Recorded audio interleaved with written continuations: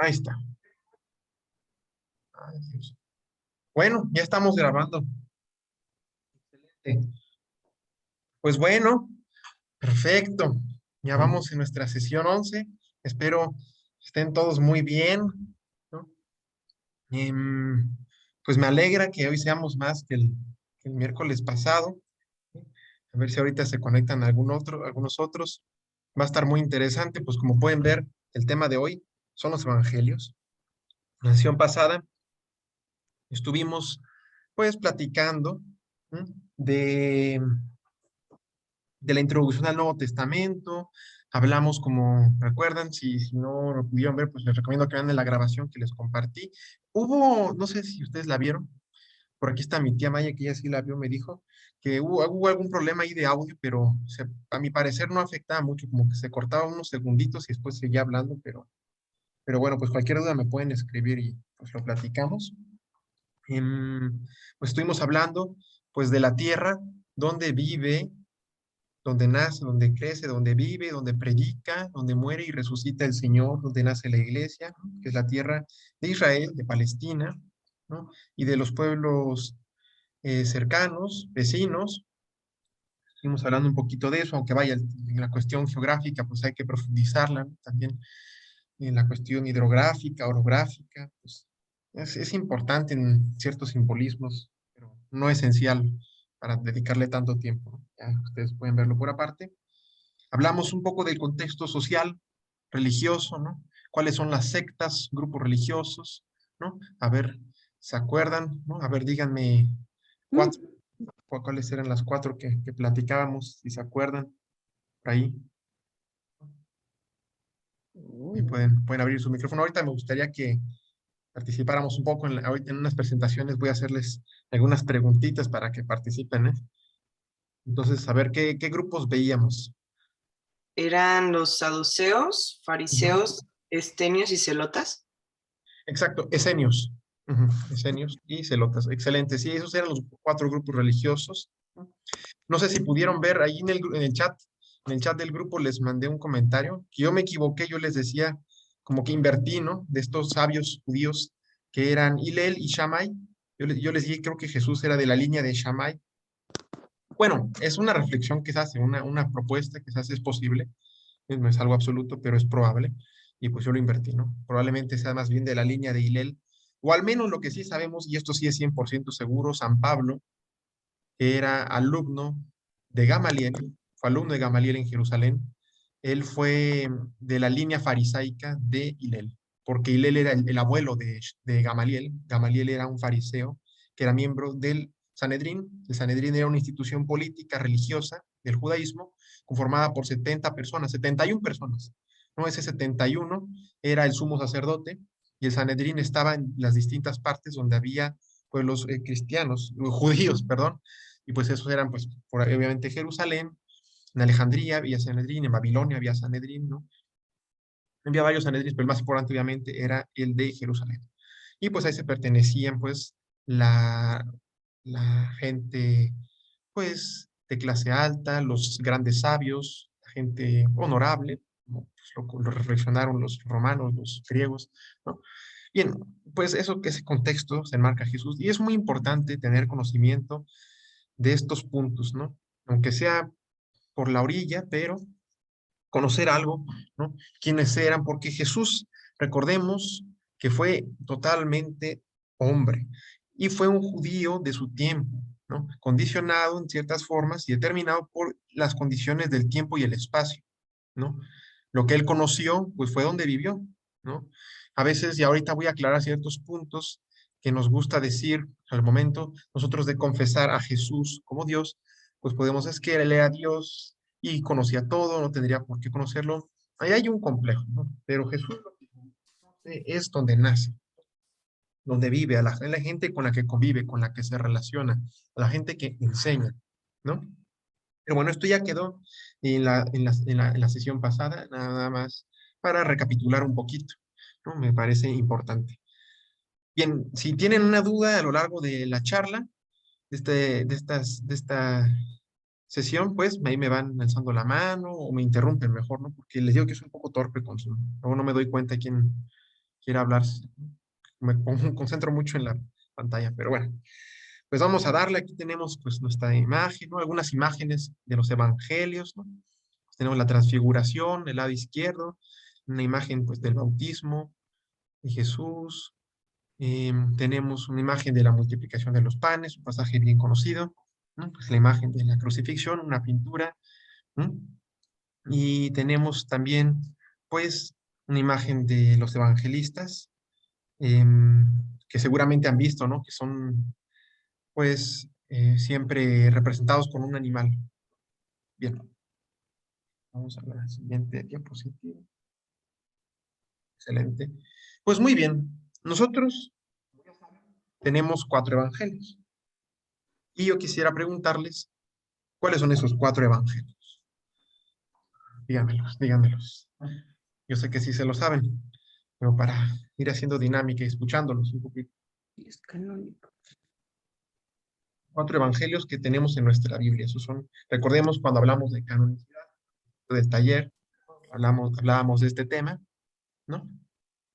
San Juan, Uno es San Juan, excelente, excelente. San Juan es uno de ellos. Lucas, Mateo, Lucas, Mateo. Mateo, sí. Y Marcos. Y Marcos, excelente, excelente. Muy bien, muy bien.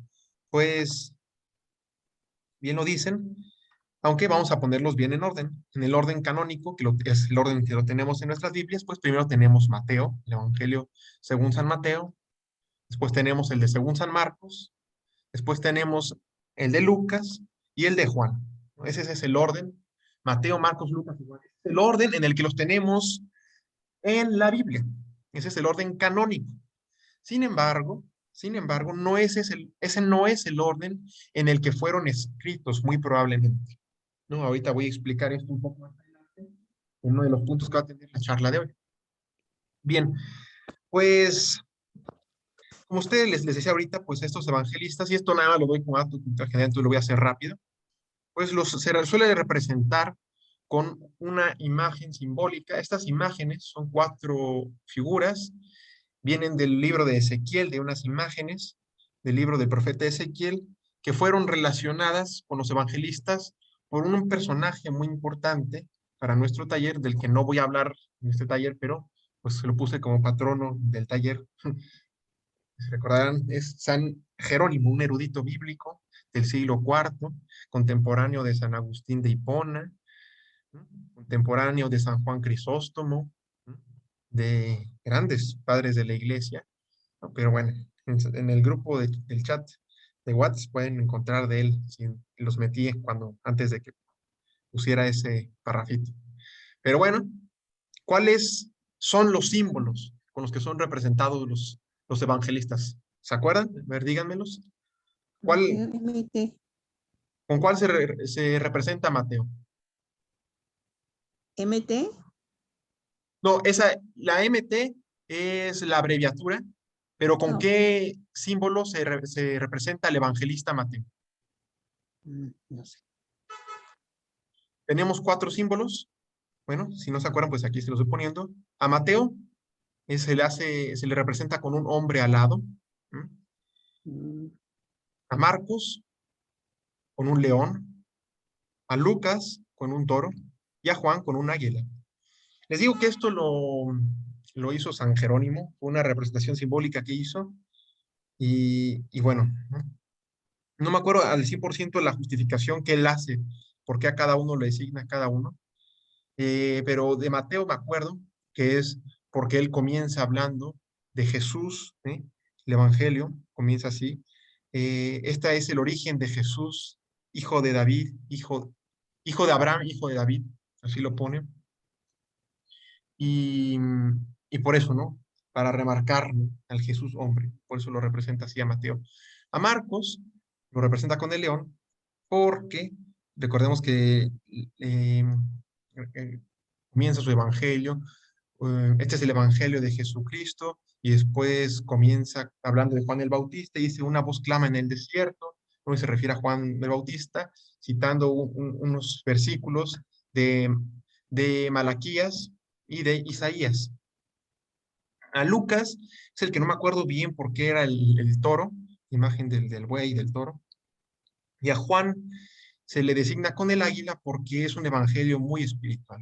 Es el evangelio que vuela alto, ¿no? Su teología es muy profunda, incluso, ¿no? Si ustedes leen a Raymond Brown, que es el que yo les he recomendado mucho para pues, lectura personal, de formación, adentrarse un poco más en el estudio de la Biblia, pues, pues acepta mucho, ¿no? Que el Evangelio de San Juan pues, tiene otro esquema, hasta se cuestiona, ¿no? Cómo se piensa el género literario del Evangelio. El de San Juan es muy distinto, ¿no? Es muy espiritual. Su teología es posterior, es más reflexionada, ¿no? A su forma, tiene un estilo distinto y bueno, se le ha llamado el Evangelio espiritual y el águila vuela alto, como la teología del Evangelio de San Juan. Es un simbolismo muy bonito. Y bueno, aquí datos curiosos de cultura general, pues recordarles que en la liturgia hay memorias, ¿no? De ciertos personajes, de ciertos santos, y bueno, a Mateo, y ahorita voy a hacer un comentario al respecto de estos personajes que escribieron los evangelios. A Mateo se le recuerda en septiembre, el 16 de septiembre, el mismo mes de la Biblia, el mes de San Jerónimo, que a él se le recuerda el 30 de septiembre. A Marcos, su memoria es en abril, acaba de ser el 25 de abril. A Lucas el 18 de octubre y a Juan el 27 de diciembre, un día después de la memoria del primer mártir, del protomártir Esteban, ¿no? Que relata el capítulo séptimo y octavo de los Hechos de los Apóstoles. Muy bien. Pero esto nada más queda como un dato de cultura general, pero para ver bien, tenemos 4 evangelios, porque seguramente en algún momento han escuchado de los evangelios apócrifos y estas cosas, ¿no? Pues bien, de eso no voy a hablar, ¿no? Voy a mencionarlo quizá, pero es para un tema, porque hay muchos, ¿no? Es interesante. Aquí vuelvo a poner el mapita, nada más como para recapitular un poco. Aquí voy a anotar rápido. Pues aquí tenemos Galilea, que fue la región donde predicó Jesús prácticamente todo su ministerio público. Aquí tenemos el lago de Genezaret o de Tiberíades, como se le conoce. Tenemos la región de Fenicia, tenemos la comarca de Tiro y Sidón, que es mencionada en los evangelios, ¿no? En algún pasaje por ahí. Tenemos también Cesarea de Filipo, aquí Golán, aquí es una región montañosita, ¿no? Donde hay varias colinas. Realmente la zona montañosa está acá arriba en la cordillera de Siria, donde está el monte Ararat, todo eso. Y bueno, Cesarea de Filipo es importante porque aquí está un monte, por aquí arriba hay una ciudad también que se llama Dan, que es donde nace el río Jordán y llega hasta el Mar Muerto. El río Jordán tiene sus primeros borbotones en Cesarea de Filipo y en Dan, donde nace este caudal, ¿no? Donde empieza a fluir el agua de este río hacia acá abajo en el Mar Muerto, ¿no? Es interesante. Cesarea de Filipo hay un pasaje muy importante que es central en el Evangelio de Marcos, en el Evangelio de Mateo, en los Evangelios sinópticos. Ahorita voy a explicarles qué se refiere a Evangelios sinópticos. La Decápolis, por hoy también se menciona en el Evangelio de Lucas. Esta región de Perea nunca se menciona en los Evangelios ni en el Nuevo Testamento, pero era parte de la tetrarquía de Herodes Filipo, que era el tetrarca de Galilea y Perea. Generalmente esta zona de Perea, de Golán, de Decápolis se le generaliza como Transjordania. Pues tenemos Judea. Esta ciudad de Jopa es la actual Tel Aviv, es una ciudad muy importante en Israel. Y Jopa, pues también se le llama Jaffa. Jaffa en real y Jopa, lo que es hoy Jaffa, es un distrito de Tel Aviv, es importante. Importante la ciudad de Maús, ¿no? Todos conocerán ese pasaje de los discípulos de Maús en el Evangelio de Lucas. Belén, importante, ahí nace Jesús. Jericó es la ciudad más antigua de la historia, una ciudad como el año 9000, 8000 antes de Cristo, antiquísima. Samaria, una ciudad importante. Samaria, los samaritanos eran muy discriminados por los judíos en tiempos de Jesús. ¿Por qué? Porque ellos tenían por aquí, hay un monte que se llama Monte Jerusín, donde ellos habían construido un templo distinto al templo de Jerusalén, que era el templo donde se llevaba a cabo el culto de los judíos. El culto oficial, la religión oficial, era la capital Jerusalén, pero los samaritanos, que ya hemos platicado que aquí se dividieron hacia el año 930, más o menos, Roboam y Jeroboam, los reyes de esta tierra, y pues es el reino de Judá y el reino de Israel era el reino de aquí del norte. Y pues los samaritanos pues se mezclaron con otras culturas y pues los judíos los despreciaban porque decían que adoraban a otros dioses. Bueno, estos son algunos puntos importantes.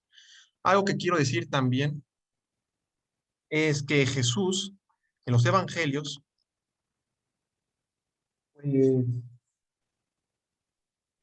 pues es distinto su ministerio. En los evangelios sinópticos, que de una vez vayan anotando, en los evangelios sinópticos, que son Mateo, Marcos y Lucas, el ministerio de Jesús comienza en Galilea y después sube, aunque me digan en realidad baja. Cuando hablamos de subir a Jerusalén, es en un sentido más religioso, teológico, ¿no? Subir a la capital, a la ciudad santa, ¿no? Eso se refiere a Jerusalén. Por eso suben a Jerusalén, aunque en realidad es hacia el sur. Sin embargo, en el Evangelio de Juan, que es distinto, el ministerio de Jesús es itinerante y va y viene de Galilea a Jerusalén en varias ocasiones. Para la ahí en el templo, los mercaderes en el templo, al principio casi del Evangelio, para la fiesta del Sukkot, y al final, cuando va para la Pascua y su pasión, muerte. Pero bueno, esto es nada más general, ¿no? Conocer bien el mapa. Y bueno, esto lo pueden ver con más calma. Ustedes les compartí en la bibliografía, en el Google Drive, un atlas bastante bueno. Lo pueden ver con calma. Bien, seguimos. Ahí está. Seguimos. Bien, y algunas cuestiones iniciales que tenemos que plantearnos con los evangelios es, primero que nada, ¿qué significa evangelio? ¿Qué significa la palabra evangelio? ¿Y qué uso tiene? Después también tenemos que preguntarnos, ¿cómo, dónde, cuándo? Y también debemos preguntarnos por qué, ahí no le puse, surge el evangelio como un género literario. Ahorita vamos a ver. También tenemos que preguntarnos cómo y cuándo se escribieron los evangelios, ¿no? Y vamos a ver tres estadios, tres etapas de formación de los evangelios en relación a un texto que también les compartí en la bibliografía de la Pontificia Comisión Bíblica. También tenemos que preguntarnos por qué hay semejanzas y diferencias entre los evangelios. Y aquí nos vamos a plantear sobre todo el problema sinóptico. Si nos leemos los evangelios, pues nos vamos a dar cuenta que hay muchas cosas en común, hay cosas que están casi copiadas, copy-paste. Es muy interesante esto. También nos vamos a dar cuenta que hay grandes diferencias entre todos los relatos evangélicos. Y esto nos tiene que hacer preguntar, pues, muchas cosas, ¿no? Sin duda alguna. Y bueno, esto es bastante interesante. Y también hay que preguntarnos, ¿cuáles fueron las fuentes de los autores de los evangelios, ¿no? Y vamos a hablar de la fuente, ¿no? Que es algo que se discute, pero que se acepta bastante entre los académicos y eruditos bíblicos. Bien, estas son preguntas que vamos a abarcar. Sobre los evangelios, les quiero decir, voy a abarcar dos talleres, ¿no? Aunque podrían ser tres. Ahorita, y aprovecho para decirles, voy a hacer una pausa. La próxima sesión no voy a poder estar. Hay un motivo que tengo que salir yo de Querétaro y no voy a poder estar, entonces pues no va a poder haber sesión, entonces pues tenemos que recuperarla porque sería la segunda que les cancelo y pues no quiero. Habría que recuperarla y bueno, aprovecho porque si no después se me olvida, ¿no? Pero lo discutimos. Bien, la palabra evangelio. La palabra evangelio viene del griego, bueno, aquí parece que se dice euangelion, ¿no? Pero es que en el griego no existe la letra V, y cuando hay dos gamas juntas, que es la G, pues en realidad la primera G cambia por una N y se pronuncia evangelion. Entonces, pues así es como se pronuncia en griego. El eu significa bien, bueno, y el angelion, se dice realmente, significa mensaje, noticia, nueva. Entonces, por eso el evangelio en su sentido etimológico, en lengua griega, significa buena noticia. Esto es importante, porque nosotros cuando pensamos de evangelio, lo primero que pensamos es en un conjunto de 4 escritos que está compuesto por Mateo, Marcos y Lucas, y eso decimos solo evangelio, ¿no? Pero ya lo tenemos tan cimentado esa palabra evangelio como un escrito que nos habla sobre la vida de Jesús, que no pensamos ya en este sentido. Evangelio, en el sentido más primario, significa buena noticia. Esto es importante que lo tengamos muy en mente. Bien, en hebreo, y ahorita vamos a hablar de esto, pues el término es becer. También pues recordemos que el Evangelio, esto ya hemos hablado, el Nuevo Testamento, y obviamente pues el Evangelio, porque todo el Nuevo Testamento fue escrito en griego koiné, ¿no? Jesús hablaba arameo, esa era la lengua de Cristo, esa era la lengua de Jesús. Entonces hay que plantearnos, Jesús usó el mismo término evangelio, que es en lengua griega, para anunciar el reino de Dios. Pues esto es curioso, ¿no? Porque realmente Jesús probablemente no usó el término evangelio, porque probablemente Jesús ni siquiera hablaba griego, aunque realmente es algo que no sabemos. Probablemente lo conocía, es probable que sí, es probable que sí, pero realmente aquí la historia nos deja un vacío, ¿no? Pero bueno, este término hebreo, becer, pues tiene la misma connotación de buena noticia o de buen mensaje, ¿no? ¿Y qué significado tiene en su sentido original? Evangelio, en la antigüedad, en los tiempos de Jesús, no tiene el sentido que tiene para nosotros hoy, ¿no? Después de toda la predicación y la tradición en la iglesia, pues no. Evangelio en tiempos de Jesús y un poco antes, pues ¿qué era buena noticia? Una buena noticia para los griegos, para cualquier persona de habla griega que usara el término evangelio, buena noticia, pues para ellos la buena noticia era ganar una batalla, ganar una guerra, conquistar un territorio, eh, grandes hazañas pues, militares, políticas. Esas eran las buenas noticias. Para los romanos, buena noticia era cuando se nacía el emperador o los hijos del emperador, o se anunciaba al nuevo emperador, ¿no? Y obviamente también cuando había nuevas conquistas, nuevas anexiones al imperio. Esas eran las buenas noticias.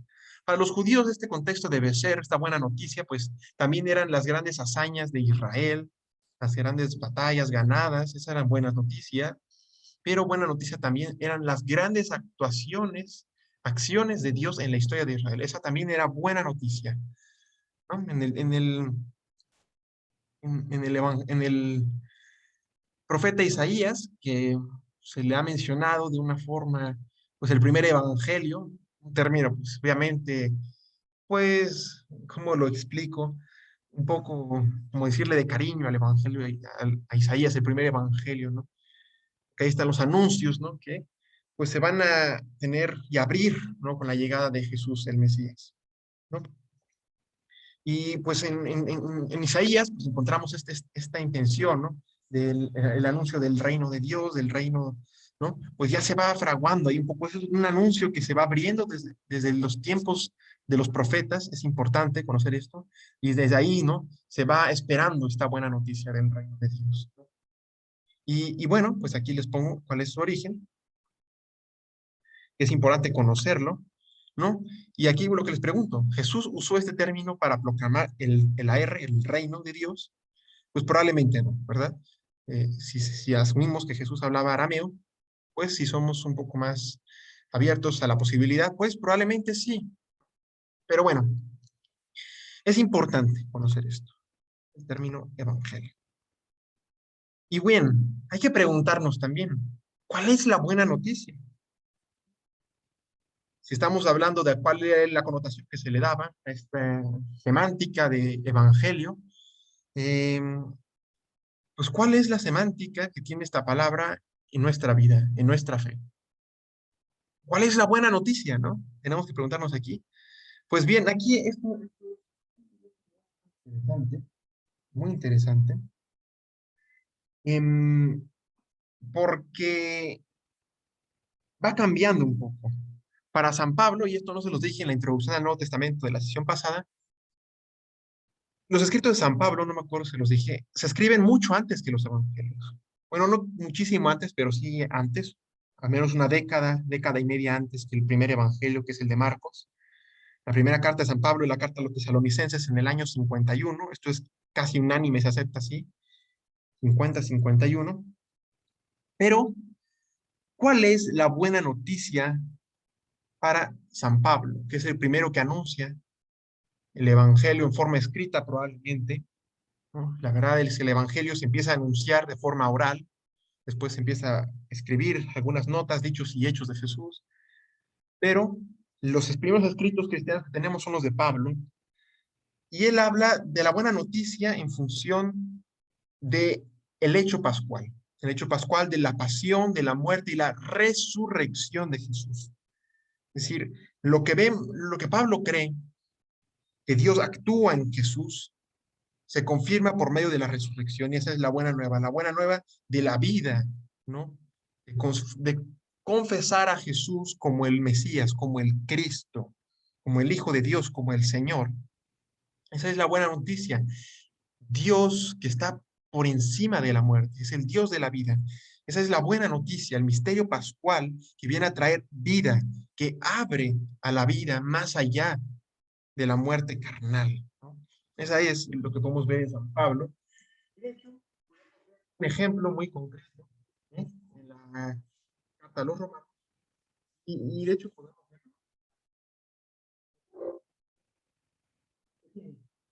Pablo se Jesús, amor, de Cristo Jesús, elegido.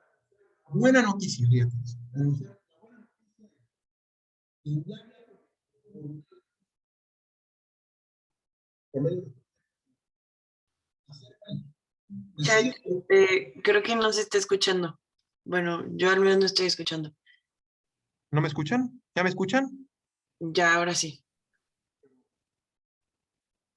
Y les repito, esto es lo que dice San Pablo. Dice, Pablo, servidor de Cristo Jesús, llamado a ser apóstol, elegido para anunciar la buena noticia de Dios, quien ya había prometido por medio de sus profetas en las Sagradas Escrituras acerca de su Hijo, nacido por línea carnal del linaje de David y constituido por el Espíritu Santo, Hijo de Dios, con poder a partir de la resurrección, Jesucristo nuestro Señor. Eso, así empieza San Pablo la carta a los romanos. Esto que dice, para anunciar la buena noticia, ¿eh? ¿Cuál es la buena noticia? Y después, ¿qué?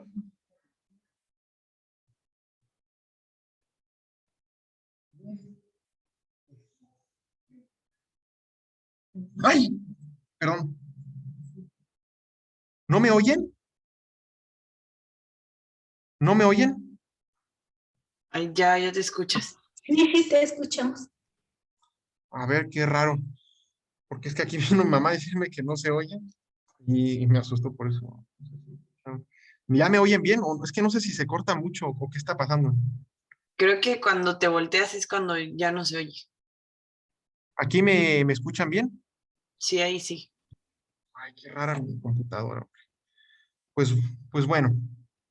Sí, es que cuando te alejas del micrófono, Chacho, se pierde la hilación de lo que dices, hijo. Qué raro. ¿Me escuchan bien ahí? Es que no sé, vayan. Yo voy a seguir hablando, si no, me interrumpen, por favor. Bueno, voy a estar cerca de la computadora, ¿no? Pero bueno, lo que les quiero decir es que San Pablo, ¿eh? En la buena noticia, pues la ve en Jesús resucitado. Y aquí es importante para la cristología, vaya. ¿Por qué? Porque la forma en que se va a ver aquí, a confesar a Jesús resucitado, que es la buena noticia, el Jesús que tiene poder para justificar al pecador y salvarnos. Ese es el Cristo que predica Pablo. Pues bien, muy importante.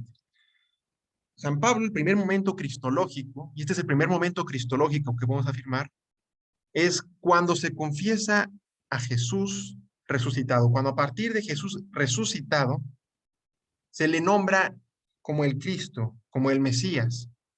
Ahí viene la fe en el resucitado.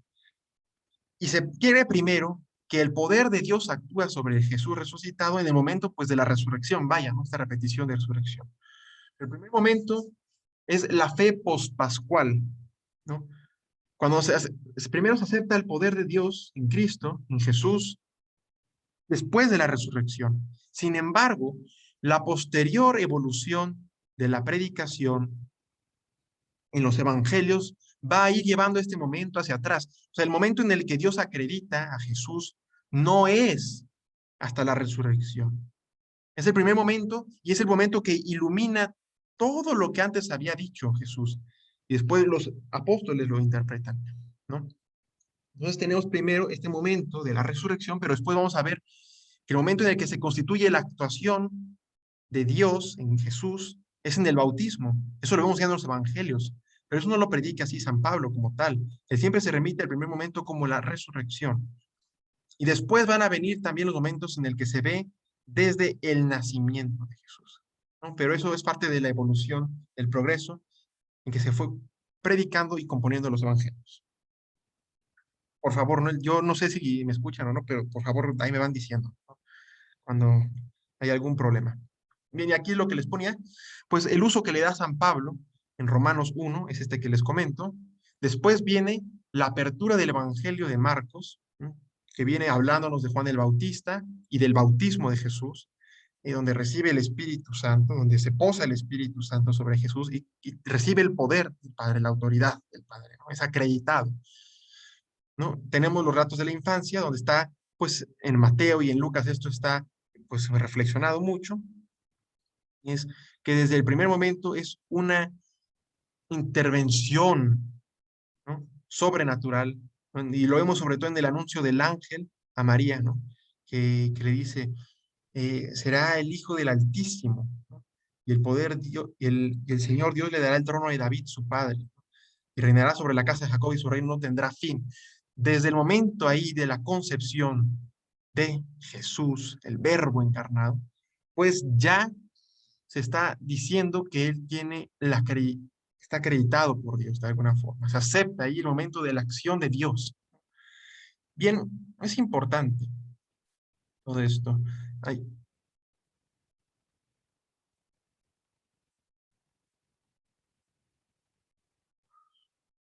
problemas con mi Zoom. Bien. Juan no usa el término evangelio, esto es muy interesante, por eso a él se le categoriza de una forma muy distinta.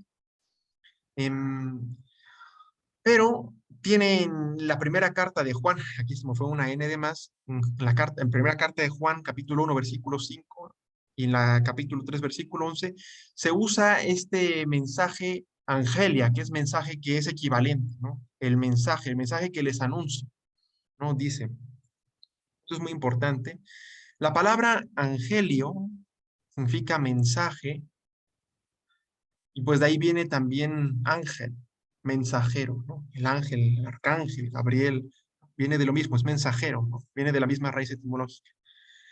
Bien, esto es importante, ¿no? Desde el momento en cómo vemos que interpretamos el concepto de evangelio. Algo muy importante es que ya en el siglo II, en la Didache es un escrito cristiano del siglo II, que es una enseñanza, la Didache es una enseñanza de los apóstoles, ¿no? Que se hereda de los apóstoles. Ahí, en ese texto, ya se habla, y también en las cartas de Clemente Romano, se habla ya de los evangelios como escritos. Esto es importante, la referencia que se le va dando el evangelio, al principio en la predicación cristiana, en la predicación apostólica, pues el término evangélico era justo esto, el momento de la resurrección, ¿no? Y que se va también en este contexto de predicar la buena nueva, el reino de Dios, que es el concepto que usan los evangelios sinópticos. El reino de Dios está cerca, conviértanse y crean en la buena nueva. Es lo que anuncia Marcos, y de alguna forma está también ese pasaje de una forma un poco distinta en Lucas y en Mateo. ¿Ok? Es muy importante. Muy, muy, muy importante. Bien, les digo, en el siglo II es cuando ya se habla del evangelio como algo escrito. Esto nos da mucha luz, ahorita vamos a ver por qué. Bien. Vamos a tener. ¿Por qué tenemos 4 evangelios? Esto realmente es una pregunta interesante, ¿eh? Porque pues San Pablo Cuando escribe sus cartas a los Gálatas, a los Corintios, les dice un solo evangelio, no acepten otro evangelio, ¿no? San Pablo todavía no habla de un evangelio como un texto que nos habla de la vida de Jesús, de su ministerio, sino habla de evangelio como anuncio, ¿no? Como anuncio del reino de Dios, como anuncio del Jesús resucitado. Y este evangelio se da anunciado de una forma querigmática, ¿no? Para, pues, atraer a la fe a los demás, ¿no? Eso es muy importante. Entonces, cuando San Pablo está hablando de un solo evangelio, no se está hablando de un solo escrito evangélico, como hoy los conocemos, sino de un solo mensaje esencial en la predicación del evangelio. Porque al final estos 4 mensajes tienen la misma esencia, ¿no? Sin embargo, son distintos, ya veremos en qué, con el tiempo. Y bueno, algo importante es esto. Los evangelios, como los conocemos, Evangelio de Mateo, Evangelio de Marcos, Evangelio de Lucas, Evangelio de Juan, no estaban firmados.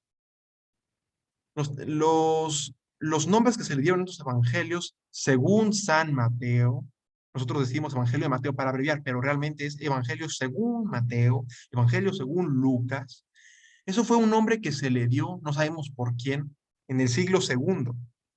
Los evangelios se escribieron entre el año 65 y hasta el año 100 probablemente se terminaron de redactar estos escritos evangélicos. Pero nunca fueron firmados, realmente. Si nosotros nos hemos preguntado, ¿y nosotros cómo sabemos que esto lo es de San Marcos, de San Lucas? Pues bien, esto es un elemento muy importante. Y voy a volver a esto cuando veamos cómo se fueron formando los evangelios. Marción, ya les había hablado de él antes, sobre todo cuando vimos algunas cuestiones preliminares del mundo de la Biblia, como el canon. Les hablé de Marción. Marción fue el hijo de un obispo. Marción estudió en Roma. Y Marción fue miembro de una corriente herética que después se llamó marcionismo. Y él propuso su propio canon de las escrituras, ¿no? Cuando vimos la cuestión del canon, pues es una cuestión que va progresando. Sin embargo, Marción decía que el único evangelio aceptado era el de Lucas y que solo aceptaba 10 cartas de San Pablo. Él no aceptaba las cartas pastorales, que son la carta de Tito y las 2 cartas de Timoteo, ¿no? Entonces, ¿qué pasó? Que cuando Marción solo aceptaba el evangelio de Lucas, pues empezó a ver como una respuesta de por qué si había más, ¿no? Entonces, se volvió a los 4 y entonces empezaron a proponer. Esa es una de las razones importantes que hay detrás, ¿no? De cómo fue evolucionando la concepción de tener varios evangelios. Y pasaba también que había comunidades. Los evangelios fueron escritos para comunidades muy concretas. Los evangelios no fueron escritos ni para ti, ni para mí, ni para los queretanos del siglo XXI, no. El mensaje es auténtico, es de valor y de sentido para nosotros, pero no fue escrito para nosotros. Eso es algo bien importante que quiero que nos quedemos. El Evangelio no fue escrito para la sociedad globalizada del siglo XXI, ni para la sociedad, ni para comunidades del siglo V. No, tampoco. Fue escrito para comunidades muy concretas. Cuando los evangelistas escribieron, que por cierto, no sabemos quiénes escribieron los evangelios, y ahorita voy a explicar esto, pues se dirigían a comunidades concretas, a la iglesia de Éfeso, a la iglesia de Roma, a la iglesia quizá de Alejandría, de alguna otra ciudad del mundo griego, de Jerusalén, con ciertas creencias, con cierta comunidad en su forma de ser, ¿no? En su forma de comunicarse. Esto es importante, esto es muy importante.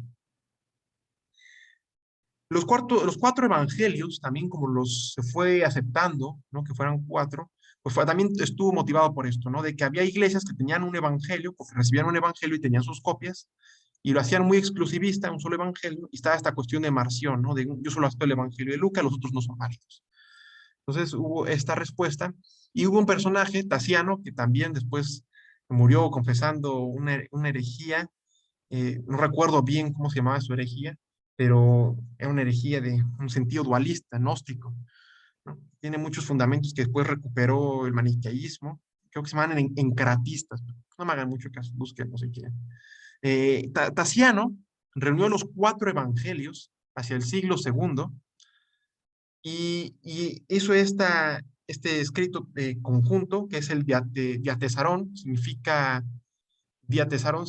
4 escritos, los 4 escritos combinados, eso es lo que significa, y pues él combinó los 4 escritos como haciendo un solo evangelio, ¿no? Y esto sigue pasando, ya no tanto, ya no, pero en el siglo XX había una tendencia, bueno, realmente hasta el siglo XX había la tendencia de armonizar los evangelios, es decir, vamos a hacer una sola vía de Jesús, vamos a hacer un solo evangelio, tenemos 4, vamos a juntar todo lo que nos dice uno, se lo añadimos al otro y hacemos como una línea cronológica, tratando de ver desde el nacimiento hasta la muerte y resurrección de Jesús, todos los milagros y las parábolas que no contaba un evangelista, las ponemos en otras y juntamos para que estén completas, ¿no? Eso es más o menos lo que hacía el de Tasiano, ¿no? Y fíjate, es importante, Tasiano, esto se escribió para la iglesia de Siria, para los siriacos. Sin embargo, las iglesias más grandes eran las iglesias latinas y griegas, que con Orígenes y con San Ireneo, esto no se aceptó tanto, entonces cayó en desuso. En la iglesia siriaca se usó el diatacerón hasta el siglo IV, más o menos, fíjate, sí duró su buen tiempo. Y bueno, con Ireneo y con Orígenes se promovió esta idea, ¿no? De que Dios quería que fueran 4 evangelios. San Agustín por ahí tiene una reflexión muy bonita, ¿no? Del simbolismo del número 4 y vaya, ¿no? Desde un sentido exegético, pues histórico, no serían muy bien recibidas esas expresiones que hacen estos padres de la iglesia, pero nos dan mucha luz en cómo se toma y cómo se van heredando, ¿no? Los evangelios, ¿no? Algo importante también que quiero mencionar es que hay otros escritos evangélicos, que son los evangelios apócrifos o evangelios gnósticos. En el siglo XX se encontró en Nag Hammadi, en Egipto, al sur de Egipto, está Nag Hammadi, una biblioteca de escritos del tiempo de Jesús, tremenda. Del tiempo de Jesús, bueno, un poco posteriores más bien, del siglo I, finales del siglo I, siglo II, mucho del siglo III, hasta el siglo IV, y había muchos textos gnósticos. La gnosis es una corriente filosófica y en el sentido de la religión cristiana, pues herética, ¿no? Porque pues eran separados, que creían que ellos tenían un conocimiento iluminado más grande de Jesús, de Dios. Entonces se juntaban y componían escritos muy extraños. Hay un escrito gnóstico de María Magdalena, donde Jesús, después de la transfiguración, se queda con María Magdalena y se besan. Y también son estos escritos donde se dice que Jesús y María Magdalena pues estaban casados, tenían hijos y que no sé qué, o que eran amantes. Ese tipo de cosas vienen de estos escritos gnósticos. Bien, sin embargo, pocos de estos escritos se autonombran evangelios. Tienen otros nombres de escritos, ¿no? Aunque en general se les llama evangelios gnósticos, ¿no? Porque hablan de Jesús y como el término evangelio lo asociamos con la persona y ministerio de Jesús, pues se les ha llamado así de alguna forma, pero no se autonombran la mayoría así como evangelio. Hay uno, por ejemplo, que se llama protoevangelio de Santiago, ¿no? De los evangelios antiguos, que probablemente sí se tuvo, pero se ha perdido, es el evangelio de Pedro. Orígenes, este personaje Orígenes es un personaje que fundó la escuela de Alejandría, es el padre de la teología. Orígenes, un personaje muy importante, que después, cuando después, hacia su última etapa de su vida, se pensó que era medio hereje, se quemaron sus escritos, es un personaje muy rehabilitado. Benedicto XVI tiene un par de catequesis sobre Orígenes, ¿no? Y se los doy como cultura general, no, pero es importante. Orígenes, en sus escritos contra Celso, habla de un evangelio de Pedro. Esto es interesante, ¿no? Y en ese tiempo se conocían otros evangelios que al final no se aceptaron como canónicos porque tenían un mismo contenido que los que ya conocemos como canónicos, eran posteriores y eran como una copia, y ya no tenían todo completo. Y algo muy importante, lo que hoy conservamos de estos antiguos evangelios gnósticos, apócrifos, ¿no? Que son distintos, apócrifo y agnóstico no es lo mismo, me investiguen, no me voy a meter ni ahorita ir con eso. Si quieren buscar los papiros que se han encontrado, los códices, todas esas cosas, pues van a encontrar textos pequeños, ¿no? Códices pequeños que se conservan algunos pasajes no completos del Evangelio de Pedro. Lo único que se encontró fue un relato de la pasión muy semejante a la de los evangelios canónicos, ¿no? Realmente no hay mayores diferencias. Entonces, pues vaya, ¿no? Eso es importante, ¿no? Sobre otros evangelios, también tenemos que algunos se autodenominan como evangelios sin serlo, por, solo por hablar de Jesús, hablar de su infancia, aunque hablan de una infancia mágica casi casi, ¿no? Y se autonombran evangelios, sin embargo no tienen el contenido esencial, la predicación del reino, ¿no? De la pasión, muerte y resurrección, ¿no? De la buena noticia que se abre a la otra vida, ¿no? A la salvación. Bien, y se autodenominan evangelios como para tratar de ganar prestigio entre los escritos evangélicos, ¿no? Es una aspiración tendenciosa, ¿no? Es como querer tener un reconocimiento canónico que jamás obtuvieron, ¿no? Realmente la canonicidad de estos textos viene por una cuestión de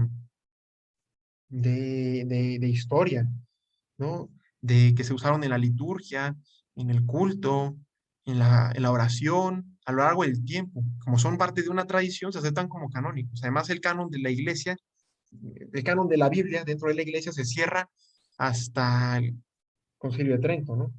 Mm, Bien, bien, bien. Avísenme, por favor, si hay problemas de audio, que me preocupa que no me puedan escuchar bien o que se traben, por favor, que es importante para la grabación, ¿eh? Mm, Seguimos. Bien, y el Evangelio, pues tenemos que preguntar, ¿por qué se piensan escribir los Evangelios? ¿No? Que era parte de lo que mencionamos al principio de la sesión. Pues algunos puntos sobre esto, ¿no? Los escritos evangélicos en su estructura, en su forma de ser, tienen origen, los evangelios, como un modelo de relatos del Antiguo Testamento. Fueron como una imitación de lo que se conocía en tiempos de Jesús como vida de los profetas. Fue una imitación del género literario grecorromano de biografías antiguas.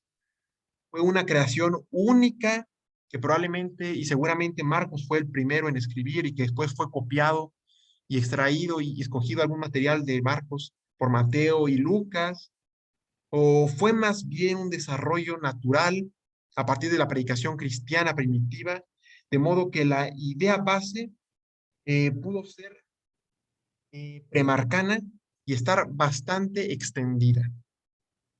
¿Cuál es la razón por la que se escribieron los evangelios? Pues aquí yo les hago estas preguntas, ¿no? Unas preguntas que de hecho se hace Raymond Brown. Pues, él saquea este material y es importante, ¿no? Que los evangelios son escritos, estos escritos están inmersos en un tiempo, ¿no? Recordemos que no podemos encapsular el tiempo en el que vive Jesús y los apóstoles, ¿no? Pues en otros lugares de aquel entonces, pues también había literatura y se escribía sobre personajes históricos, ¿no?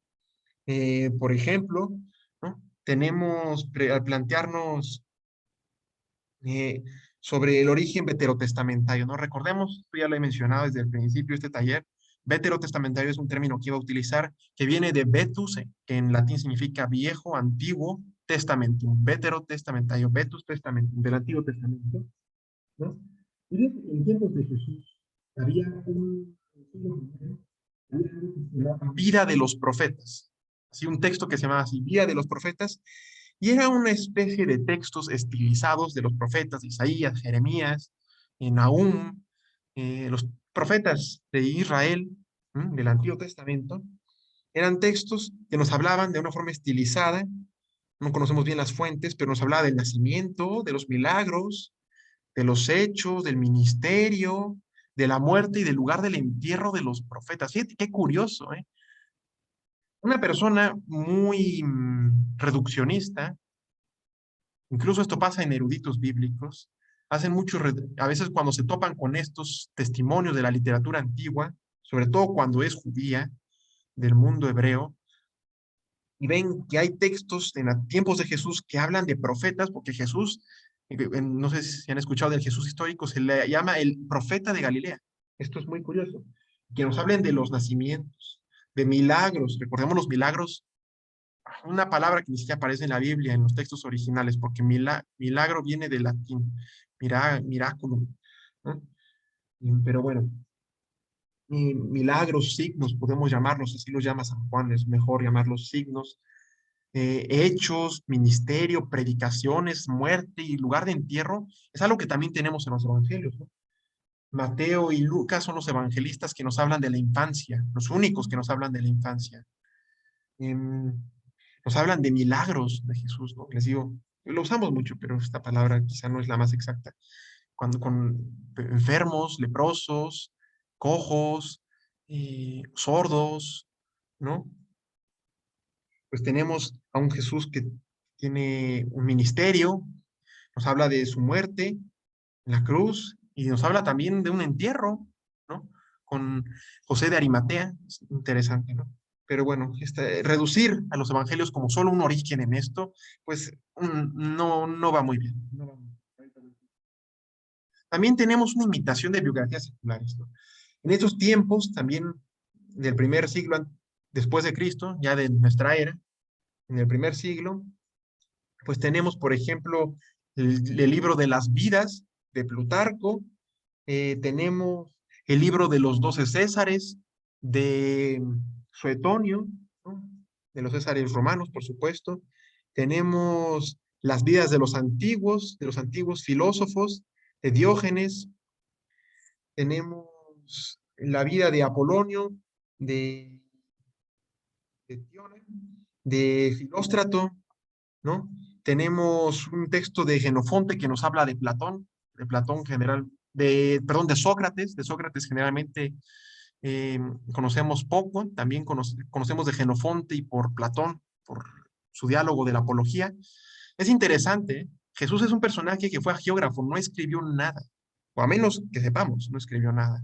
Algo similar a Sócrates, se suele comparar mucho, ¿no? Estos personajes, ¿no? Aunque son bastante distintos y en un contexto histórico, social, económico, político, religioso, bien distinto, ¿no? Pero bueno, ahí si quieren pueden investigar, hay debates de eso, ¿no?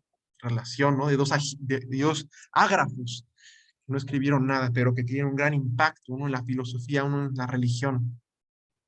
Bien. Bien, también tenemos este como aquí tengo una nota antes de pasar a lo del proceso creativo. No se escucha, Chacho. Otra vez, ¿ya me escuchan ahí? Ya ahí sí. Fíjate que había otro autor que se llamaba, no, aquí no lo puse, pero fíjate, había unas biografías dentro de las biografías grecorromanas, que son de las imitaciones biográficas seculares, que ahí uso, profanas, pues había dos formas de hacer biografías. Estaban las aretalogías y estaban las biografías laudatorias. Las biografías areteólogas, pues hablaban de un hombre divino, ¿no? Que Dios hacía milagros en él, ¿no? Entonces, pues aquí también muchas personas, muchos críticos han agarrado de esto para desacreditar la originalidad de los evangelios, ¿no? Los evangelios se parecen a estas biografías antiguas, de las biografías de aretalogías,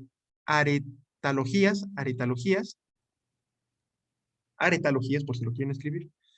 Se refiere a esto, un hombre divino.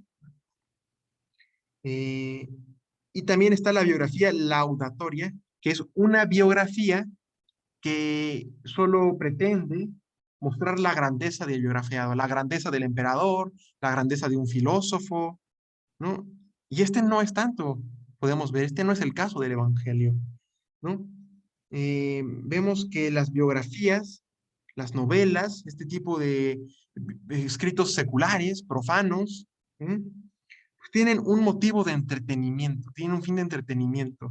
Los evangelios tienen un fin misionero, tienen un interés y una composición teológica, tienen en ellos un sentido eclesiológico, tienen una tradición comunitaria y se usan para una lectura de culto y una vida de oración. ¿Se fijan? No es compatible. No es compatible. Hay cuestiones relacionadas. Y si quieren estudiar el Evangelio de Lucas, algunos de ustedes, hay cosas muy interesantes. San Lucas es el que más podría calificarse con respecto a esto, porque Lucas, el autor de Lucas, era el más griego de todos los evangelistas. No podemos asegurar si fue un tal Lucas, ¿no? Ese Lucas que es colaborador de Pablo y que se menciona en las cartas. Difícil, ¿eh? Pero, pero Lucas es el más griego. De hecho, se le voy a decir como dato introductorio, el prólogo del Evangelio de Lucas, que son los primeros 4 versículos de su Evangelio, pues tiene la misma estructura que tiene un escrito de herbolaria del tiempo de la composición de los Evangelios del año 70, 80.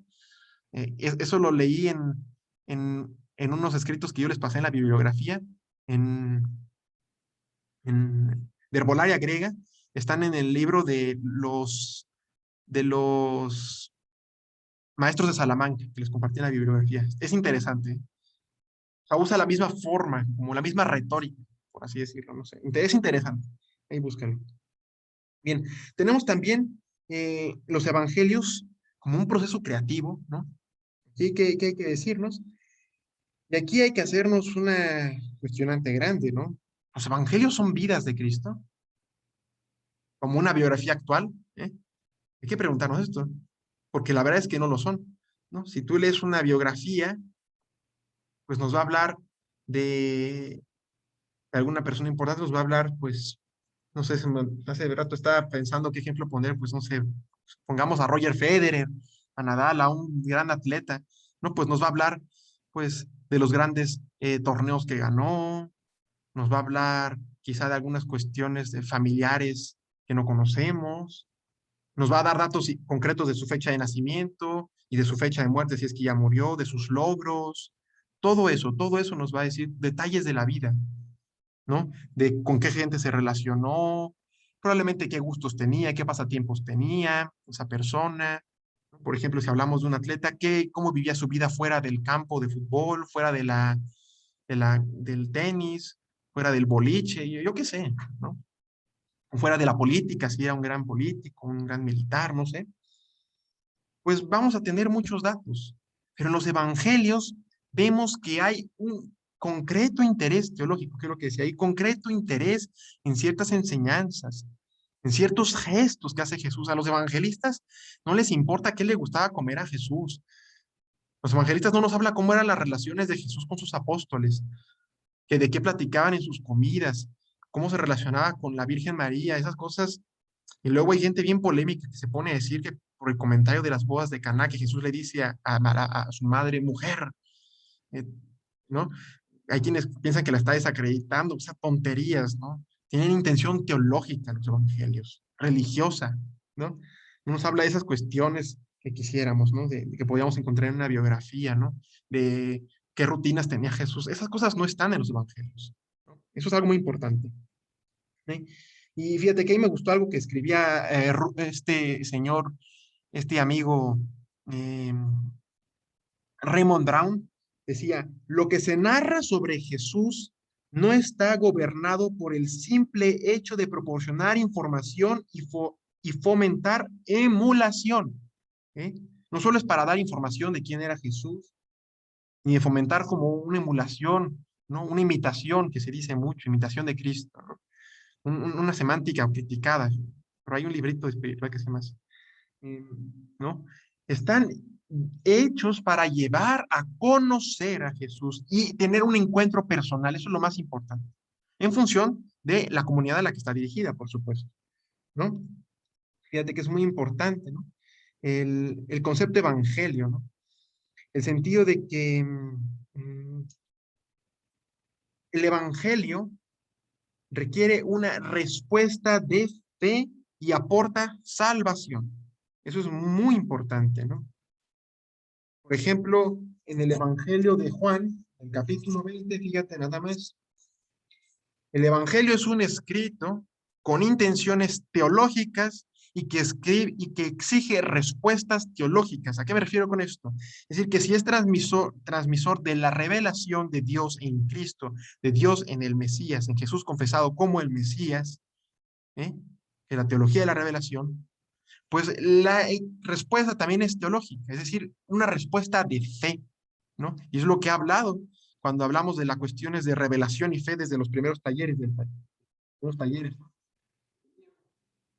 Dice el Evangelio de Juan, dice, estás Estas cosas quedan escritas para que crean que Jesús es el Mesías, el Hijo de Dios, y para que creyendo tengan vida por medio de él, ¿no? Entonces aquí está la intención por la que son escritas, ¿no?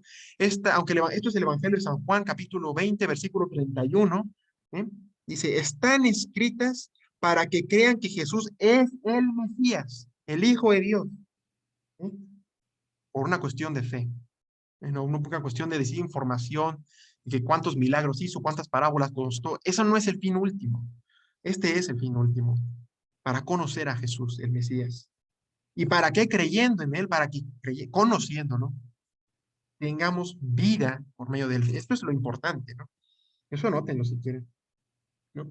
Y bueno, ¿no? Marcos es probablemente, y se acepta de forma unánime en la investigación, que es el primer evangelista, hacia el año 65 se cree que se escribió, antes de la destrucción del templo de Jerusalén, probablemente. La destrucción del templo de Jerusalén, ya hemos hablado de esto en la sesión pasada, fue en el año 70, con Tito, el hijo de Vespasiano.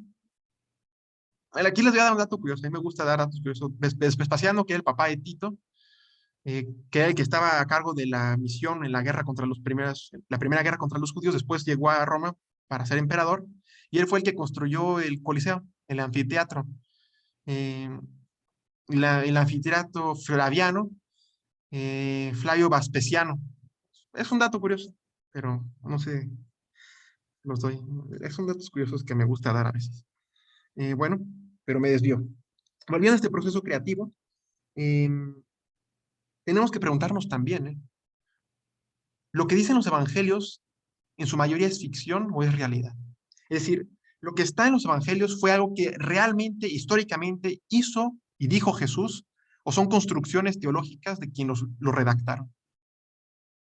Estas preguntas pueden generar mucha polémica. Así en una primera impresión vas a decir, oye, ¿qué te pasa? ¿Cómo que pones en duda que si lo dijo o no Jesús? Pues sí, hay en un sentido de curiosidad, de investigación, así de una forma muy vana, es una tontería. Pero la forma, el estudio que se ha dado sobre los evangelios, pues nos lleva a plantearnos estas preguntas. ¿Por qué? El Evangelio de San Juan. El Evangelio de San Juan tiene discursos larguísimos, discursos que, por ejemplo, en los Evangelios de Mateo, Marcos y Lucas no existen. Esos Evangelios de la Última Cena, el discurso de despedida, que está en el Evangelio de Juan, desde el capítulo 13 hasta el capítulo 17, es un discurso larguísimo, larguísimo. Aquí nos tendríamos que preguntar, y bueno, los apóstoles, ¿cómo se memorizaron? Ahora, está aquí el argumento de decir, bueno, es que en esas épocas, pues había muy buena memoria. Pues sí, ¿no? Pero aquí cuando vamos viendo las intenciones teológicas que se están diciendo, resulta muy difícil. Esto no es malo. Y esto no es un problema que ponga en cuestión la realidad y la verdad de nuestra fe. Eso no. ¿Qué pasa? Lo que Jesús dijo, lo que Jesús hizo, después de esto, por eso hablaba yo de la fe pospascual, como el centro cristológico y el primer estadio, el primer momento cristológico, es cuando se acepta y a partir de la resurrección se ilumina todo lo que Jesús hizo. Entonces los que lo acompañaron en la vida, en el ministerio, reinterpretan todo lo que dijo, reinterpretan todo lo que hizo.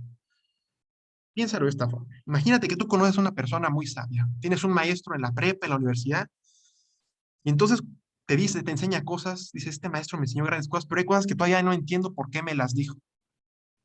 Y después empiezas tu carrera profesional, quizá te casas, o piensas en las enseñanzas de tus abuelos, que te enseñaron, y tú no entiendes, aprecias quizá la enseñanza, pero quizás hasta que casas, hasta que tienes hijos, dice, a esto se refería mi papá, a esto se refería mi abuelo, a esto se refería este buen maestro, esta maestra, este amigo. A veces hasta que ya no está, entendemos lo que nos quería decir. Esto pasa con el Evangelio, esto pasa con la resurrección. Cuando Jesús resucita y asciende, se iluminan los ojos. Y aquí voy a meterme a un dato, quizá una cuestión exegética. En el Evangelio de Lucas, para que me entiendan, si no me entienden, deténganme por favor. En el Evangelio de Lucas hay 3 relatos de la resurrección. El relato del sepulcro, está el relato de Emaús y está el relato que se le aparece a los discípulos. No, y con el del sepulcro está pues el de las mujeres. ¿Qué es central en estos evangelios? Hay algo muy importante. Cuando dice, se les abrieron los ojos. Se les iluminaron los ojos. Cuando dicen los discípulos, ¿no ardían nuestros corazones cuando nos enseñaba, nos explicaba la palabra? No lo encontramos al partir del pan. Cuando se abren los ojos, esta cuestión de apertura está presente en los 3 relatos que tiene Lucas de la resurrección. Esta apertura, abrir los ojos, es entender lo que pasó. Así es lo que pasa con la comunidad creyente después de la resurrección de Jesús. Se ilumina su vida, se ilumina y entienden qué era lo que Jesús hizo en su ministerio, los milagros, los signos, las curaciones que hizo. Sus enseñanzas se las interpretan y tienen que ponerlas por escrito de una forma más catequética, porque les digo que los evangelios están dirigidos a ciertas comunidades en ciertos contextos. Entonces lo que dijo Jesús, pues tienen que transmitirlo. Pero Jesús, recordemos algo muy importante. Jesús fue un galileo, fue un judío marginal. Galilea era la periferia de Judea. Los galileos no eran muy queridos. Es más, Jesús era de Nazaret. Está ese pasaje que dice Natanael en el Evangelio de Juan. ¿Acaso puede salir algo bueno en Nazaret? Dice. Jesús era de la periferia. Ese era Jesús, un judío marginal, un judío de su tiempo, que hablaba arameo, que hablaba en su tiempo. Cuando los evangelios se escriben, recordemos este elemento, les he dicho, se escriben en griego. Se escriben en griego, eso tiene que decir que si Jesús hablaba en arameo, que es lo más probable y es muy seguro, pues los que transmiten su mensaje, como Pablo, que escriben en griego, los apóstoles o los discípulos de los apóstoles de Jesús, que tienen que llevar el evangelio a los confines del mundo, como les digo, el evangelio tiene esa dimensión misionera, pues tienen que traducir estas enseñanzas de esta mentalidad semítica, hebrea, de la lengua aramea. El arameo y el hebreo son similares. Pues tienen que traducir, y hay conceptos muy difíciles de traducir. Por ejemplo, la cuestión de eucarística, el cuerpo y la sangre de Cristo, el cuerpo y la carne, ¿no? Esa es una cuestión compleja. Por ejemplo, el Evangelio de Juan no habla de cuerpo de Cristo, habla de carne en un sentido muy literal, que es en el griego se dice sarx. La carta a los Corintios de Pablo y los evangelios sinópticos, Mateo, Marcos y Lucas, hablan de soma, del cuerpo, y es un sentido distinto. De esto podemos hablar mucho, pero es importante, quiero que sepan esto, ¿no? Anótenlo por ahí, ¿no? Bien. También en este sentido en el que van surgiendo el origen del evangelio como un género literario, como algo escrito, hay que decir algo, y aquí hace una reflexión personal Raymond Brown, que yo quiero reflexionar con ustedes. Tenemos al Jesús del hecho, al Jesús histórico y al Jesús del evangelio. ¿Cuál es el Jesús del hecho? Un Jesús que no conocemos. El Jesús del hecho, pues sería tener el Jesús de los hechos que podemos, que nos pueden servir de alguna forma, cuándo murió exactamente, fecha y año. También cuándo nació. Y cómo era la relación de Jesús con sus apóstoles, esto que ya mencionaba, eso no lo conocemos. ¿Cómo era su relación con su madre? ¿No? ¿Cómo era su relación con los que curaba después de que las curaciones, ¿no? Se volvía a reunir con ellos, los volvía a ver, qué le gustaba comer, qué no le gustaba, sus rutinas, qué no le gustaba, qué le hacía enojar. Recordemos que Jesús fue un ser humano, ¿no? Con psicología de hombre.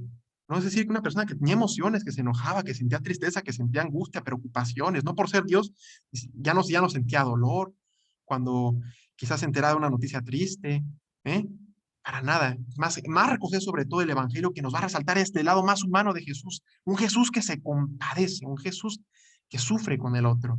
Eso es muy bello. Pero bueno, así lo llama, así lo pone esos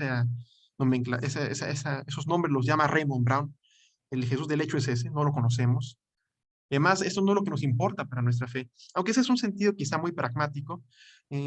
Para la investigación crítica de los evangelios, pues puede servir, pero no es lo más importante. El Jesús histórico, Raymond Brown esto lo dice que es importante. El Jesús histórico, les voy a hacer muy sintético, nos quedan 15 minutitos. El Jesús histórico fue un movimiento de investigación cristológica. Bueno, no, cristológico es un sentido teológico, pero de alguna forma modificaba la concepción cristológica. Pero el Jesús histórico es una investigación científica de lo que fue el Jesús histórico, no el Jesús de la fe que vemos en los evangelios, ¿no? De querer saber, primero, si Jesús existió, porque hay quienes han llevado al extremo de decir, pues Jesús no existió. Jesús fue un personaje, una invención, de un hombre sabio, de un profeta, porque se necesitaba un Mesías que viniera y en Jesús.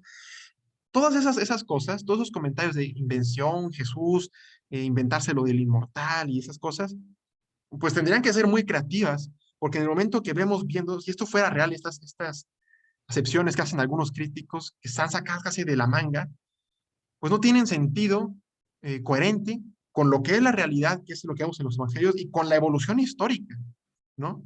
Evidentemente, si esto fuera cierto, si Jesús no hubiera sido un personaje que llamó a la conversión, que, que anunció el reino de Dios, que murió, que sufrió hasta el extremo, que se entregó con esa fuerza, pues la obra de la iglesia no hubiera sido lo que es, incluso con todo el pecado que hay, ¿eh? Y las estructuras de pecado y los errores que ha habido en la historia de la iglesia. Ojo, esos elementos son importantes para contrarrestar esta crítica y ver que no es muy cierta. Pero bueno, esta historia crítica, pues bien, ¿cómo podemos saber que Jesús existió sin contar con los evangelios? Eso es complejo, ¿no? Pero hay fuentes. Una de ellas es Flavio Josefo, que ha hablado de él. Está por ahí Plinio el joven. Está también fuentes Tácito, un historiador romano. Hay otras fuentes, ahorita no me acuerdo mal, pero esas son las tres más importantes. Flavio Josefo, Tácito y Plinio el joven, ¿eh? Esas extrabíblicas. Y el Jesús histórico es un Jesús inaccesible realmente. Sabemos que existió Jesús, podemos saber, pues sí, que predicó en Galilea, qué lengua hablaba, qué ideología religiosa tenía él. Les decía en el grupo de WhatsApp, si pudieron ver, era fariseo, ¿no? La connotación de fariseos es muy denigrada en los evangelios. Incluso hay una dimensión muy antisemítica, en un sentido muy extremo, si se va, ¿no? De odio a los judíos, ¿no? Porque en los primeros años de la iglesia, cuando se estuvo en el proceso de la sinagoga, cuando se predicaba el Mesías en las sinagogas, hubo mucho conflicto, mucho roce, una situación tensa con los judíos más radicales, ¿no? Y bueno, y entonces esas son las cosas que podemos saber del Jesús histórico. Raymond Brown es muy crítico. Él dice que es un Jesús construido, reconstruido, es decir, un Jesús idealizado en lo que podemos saber de la historia por factores externos a lo que la Biblia nos dice y la fuente de la tradición, ¿no? El Evangelio, pues nos habla del Jesús que es bautizado por Juan en el Jordán, eso lo atestiguan los 4 evangelios, por ejemplo. San Juan no exactamente, no habla de un bautismo, pero sí habla de la relación, ¿no? Quizá no menciona el relato del bautismo, ¿no? De tú eres mi hijo amado, ¿no? Que es al cielo, la voz que se abre del cielo. Eso no lo dice el Evangelio de San Juan, pero sí ya está la relación con el bautista, ¿no? Ese es el Cordero de Dios, el que quita el pecado del mundo, ¿no? Y tenemos también a un Jesús que bautiza. Eso es interesante. Bien, el bautismo no era un rito judío realmente, era un rito probablemente esenior, y ahí es donde algunos locos, no voy a decir locos, porque no son locos, son personas inteligentes, buenos investigadores, pero con ciertas evidencias, por ejemplo, los esenios, que hablaba de las sectas religiosas que hemos hablado, ellos tenían ritos de purificación en el Mar Muerto, y tenían como una especie de monasterios, y tenían ritos de purificación. De hecho, había un padre dominico, padre Lebó, que se escribe Baux con V, Baux, el padre Lebó, un gran arqueólogo. Él estuvo en las investigaciones de los esenios de Qumrán y vieron que los monasterios, especie de monasterio que tenían muchas piscinas para ritos de purificación para los alimentos, y allí se hablaba de la inmersión, del bautismo, pero bueno, un tema que pueden investigar por su cuenta. Interesante. De Jesús en los 4 evangelios habla del bautismo, importante. No se hablan en todos los evangelios de parábolas. El evangelio de San Juan jamás usa parábolas, por ejemplo. Tiene por ahí nada más 2, la de si el grano de trigo no muere, no da fruto, pero y también una parábola del pastor, por ahí, el buen pastor, pero es muy breve, no como las de los sinópticos, ¿no? Entonces, pero sabemos que obró prodigios, eso sí lo atestiguan los 4 evangelios, tuvo grandes signos, no sabemos cuáles son los históricos, realmente, científicamente, no tenemos ninguna certeza de cuáles son exactamente las palabras literales del Jesús, ¿eh? Eso es algo importante, y ahorita voy a ver eso. Es el Jesús del Evangelio, y después se pregunta Raymond Brown, ¿y el real? ¿Cuál es el Jesús real? Luego tenemos el del hecho, que son cosas que quizás son insignificantes para nuestra fe, ¿no? Al histórico, pues realmente nos aporta prácticamente nada, es útil para la investigación, pero para la fe no aporta absolutamente nada. Podría pulir algunos detalles, pero es un Jesús muy construido, muy idealizado en función de lo que podemos saber, a veces limitadamente por la historia. Y además, siempre con la investigación científica hay cosas nuevas que se encuentran y que cambian la perspectiva. Entonces es complejo eso. El Jesús del Evangelio es lo más real que tenemos al Jesús de la historia, porque es el Jesús que nos llama a cambiar nuestra vida. Es el Jesús que promete salvación. Es el Jesús que trae esta buena noticia. ¿No? Eso es importante. Bien, hay 3 estadios de composición, 3 etapas, es lo que significa estadios, 3 etapas de composición de los evangelios. Por favor, interrúmpame si tienen alguna duda. Bien, fíjate que les he dicho que en la misma iglesia católica, pues se hablaba de que los evangelios eran una vida de Jesús, casi biografías, algo muy erróneo, como hemos visto ahorita y creo que ha quedado claro. Yo aquí tengo un libro que a mí me gusta mucho, es una trilogía muy bonita que le regalaron a mi mamá, un agustino, que a mí me gusta además mucho. Es un libro de José Luis Martín Descalzo, es una trilogía que se llama Jesús de Nazaret. Y es un buen libro, es un gran autor, escribe muy bonito, muy bien, pero tiene un gran problema, que él pone la vida de Jesús como una armonización de todos los evangelios. Eso no se vale, no es correcto. Es más, a veces armonizar los evangelios, querer unir lo que uno dice con lo que otro dice y hacer una sola vida de Jesús, eso no es bueno. Eso termina a veces en ser una distorsión, una gran distorsión. Y por aquí tenía un ejemplo, ahorita se los voy a decir, pero bueno, esta cuestión de los 3 estadios de la composición de los evangelios, de la formación de los evangelios hasta su formación final, no fue propuesta por católicos, ¿eh? Fue primero algo que propusieron biblistas protestantes. Y después esto fue a empezar a parte de la reflexión de los biblistas católicos, y pues la Pontificia Comisión Bíblica se lo planteó con mucha seriedad. En 1912 la Pontificia Comisión Bíblica había sacado un documento en el que decían que el Evangelio de Juan y el Evangelio de Mateo habían sido escritos por los que eran apóstoles de Jesús, 2 de los 12, el apóstol Juan y el apóstol Mateo.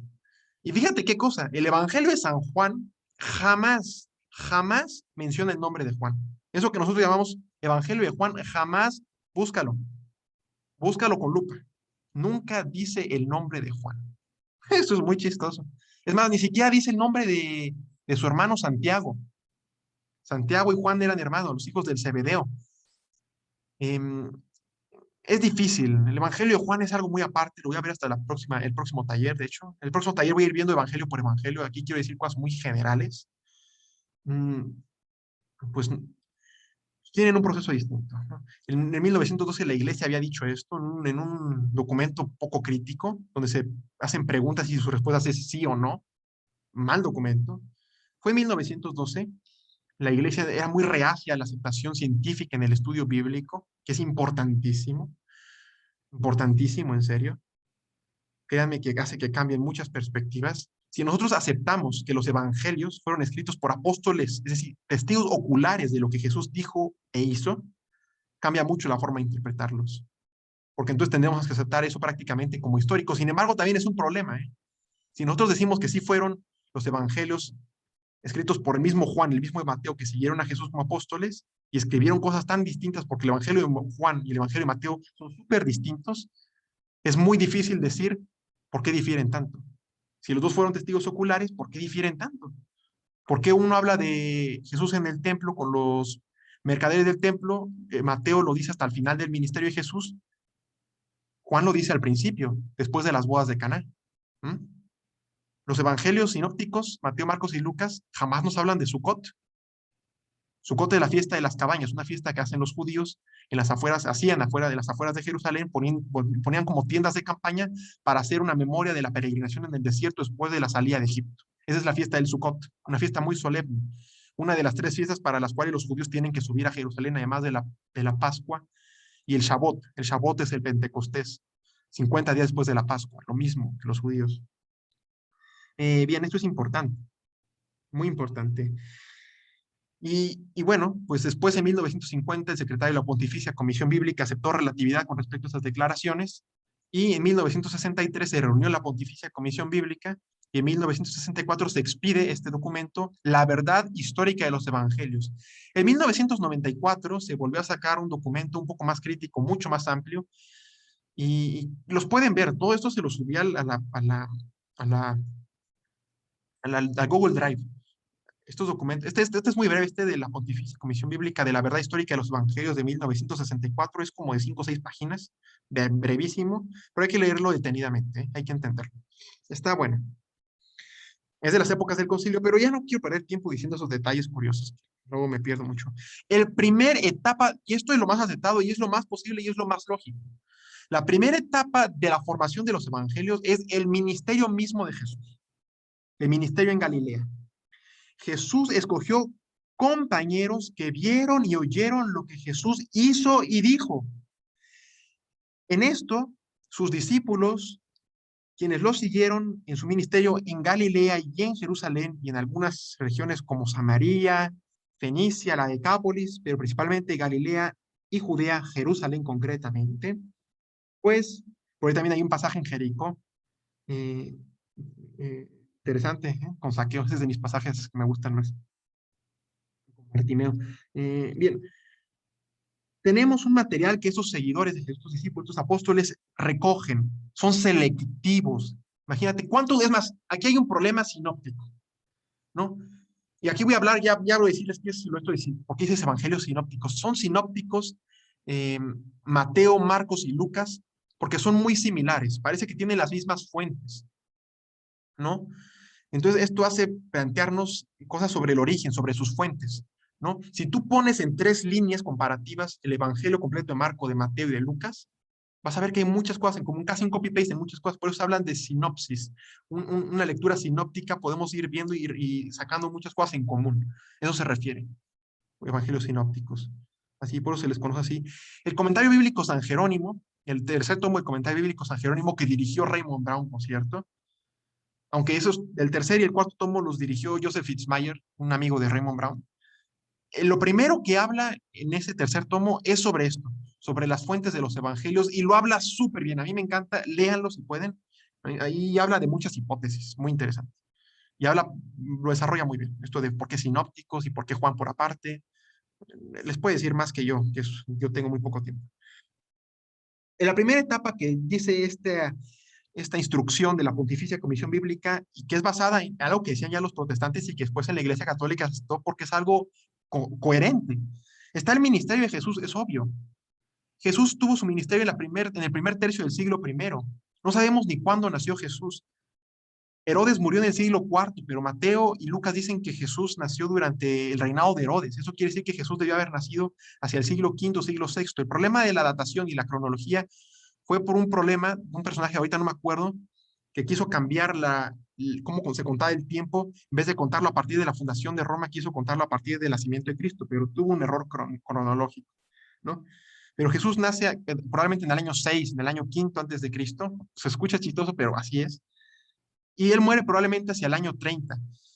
Lucas dice que él comienza su ministerio a cerca de los 30 años en el año 15 del reino del emperador Tiberio, emperador romano.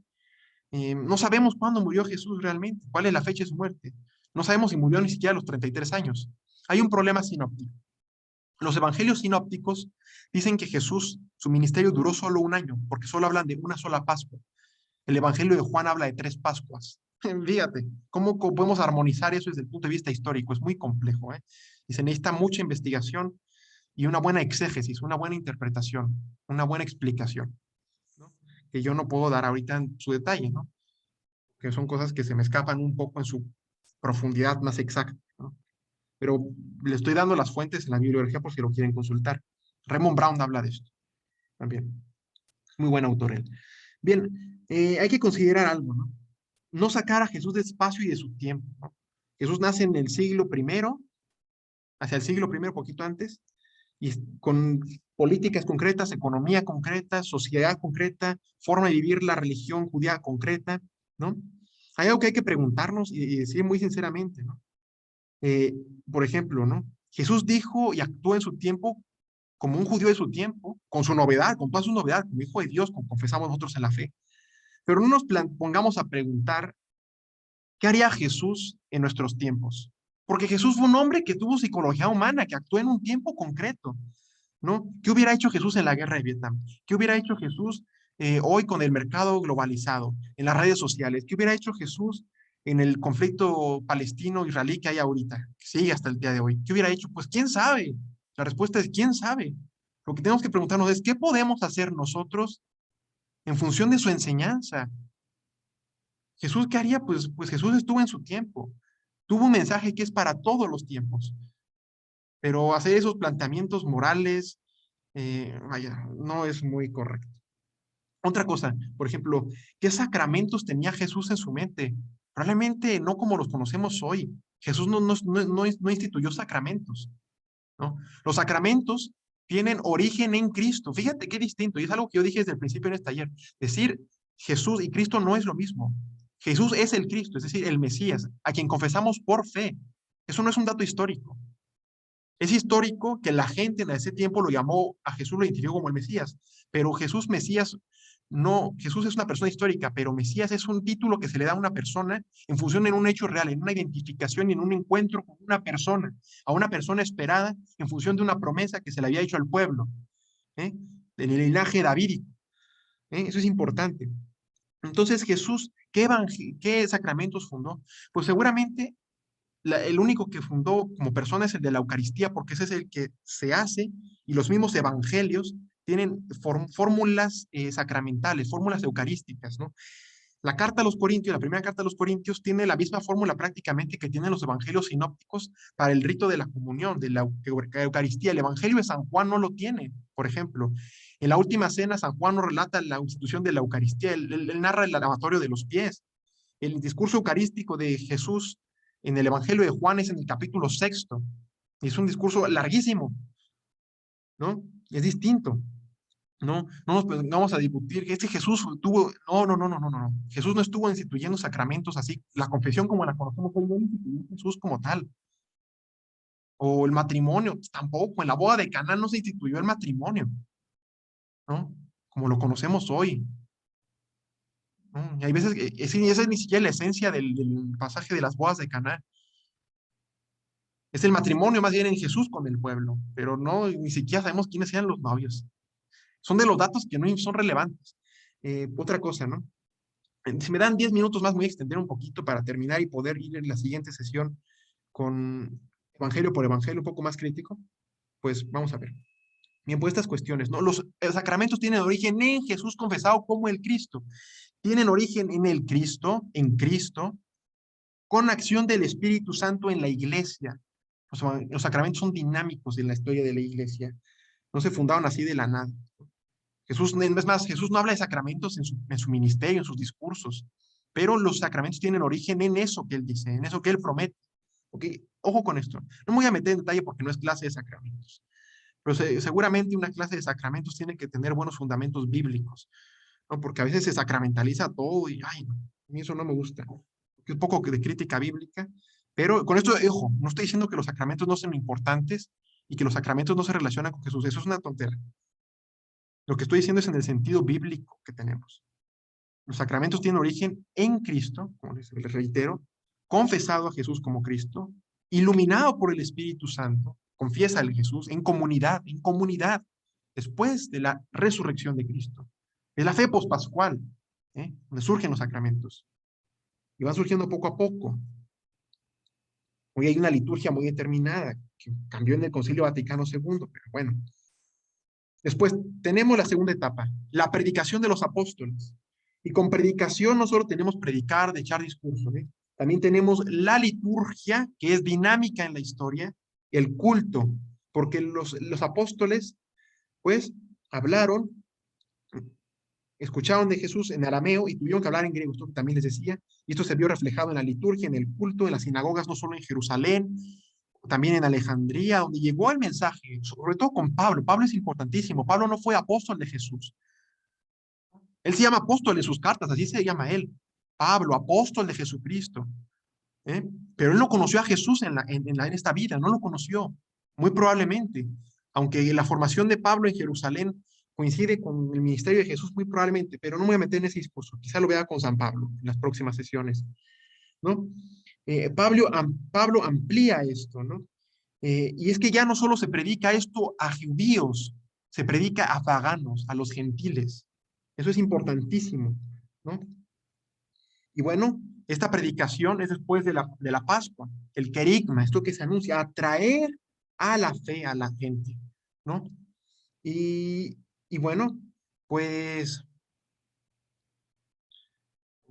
y bueno, algo muy importante es, sí, que esto surge en el segundo tercio del siglo I que aquí les pongo, es decir, entre el año 30 y el año 60, 65 por ahí, es esta predicación. Y también en esta predicación van surgiendo quizá una colección de dichos y hechos de Jesús, unos escritos muy probablemente, ¿no? Eso es importante, ¿no? Pero yo les digo esto, les reitero, la fe pospascual va iluminando, va abriendo los ojos de los apóstoles, de muchos apóstoles que no fueron de los 12, del grupo de los 12 o de los 11, porque después pues, puede aparecer Judas, el Iscariote, ¿no? Que ese es un tema que hay que analizarlo en función de una analogía que hay con el Antiguo Testamento, con Agitofel, que era un amigo que traiciona a David. Búsquenlo, ya les dije el dato. Es interesante la relación que hay con Agitofel y Judas Iscariote, y David y Jesús. Bien, ¿qué más? Sí, hay también una catequesis con esto, con esta transmisión, con esta predicación. La tercera etapa y la última es la redacción progresiva y final de los evangelios. Los evangelios se escriben entre el 65 y en el año 100, les repito. Marcos escribe entre el 65, 65 y 70, muy probablemente antes de la destrucción del templo de Jerusalén en el año 70. Mateo se escribe hacia el año 80 más o menos, 75, 80. Lucas, cercano a Mateo, entre 80, 85, 90.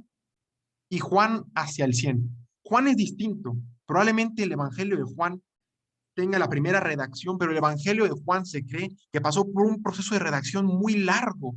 De hecho, si nosotros vemos el evangelio de Juan, vemos que a veces se habla en cierto plural. Dice, a ver por aquí. Pues sí, ¿no? Por ejemplo, hay alguien que transmitió el mensaje en una comunidad, se llama Comunidad Juánica. Raymond Brown habla mucho de esto, tiene un libro, de hecho, La Comunidad del Discípulo Amado, que es el nombre con el que se ha relacionado al discípulo Juan en el Evangelio de Juan, porque les digo que Juan no se menciona ese nombre. Pues hay un proceso muy largo de composición, pero bueno, ya no me meto mucho con eso. En este proceso hay una selección, les digo que ya se van haciendo algunos escritos pequeños de dichos y hechos de Jesús, y quienes van a ser los redactores finales hacen un proceso selectivo. Eso es importante, ¿sí? Hacen un proceso selectivo y no en orden cronológico, sino en orden lógico. Cada evangelio tiene una teología propia. Comparten algunas teologías, algunas cuestiones teológicas, pero no son iguales. Cada evangelio hay que interpretarlo desde cada evangelio y en la función de que pueda ser relacionado con otro evangelio, pues se relacionan, ¿no? Sobre todo si tienen textos casi idénticos, paralelos se llaman, ¿no? Por ejemplo, el pasaje de la sinagoga en Nazaret, ¿no? Donde los rechazan los de Nazaret, que son los familiares de Jesús, o los que lo conocieron en su vida privada, pues lo rechazan. Eso lo dicen los tres evangelios sinópticos, pero no lo dice Juan.